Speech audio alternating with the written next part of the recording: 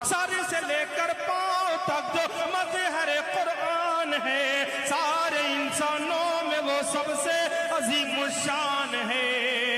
दी माफी वहशियो हिंदा को भी सरकार ने, देख कर लुत्फो करम ये हर कोई हैरान है।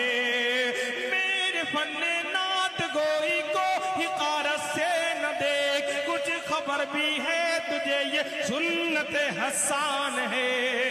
शहर तैबा शहर तैबा शहर तैबा में गुजारूं मैं भी जाके सुबह, एक मुद्दत से ताबिश दिल में ये अरमान है, काश एक बार दया रे शाहे बतिहा देखो, काश एक बार।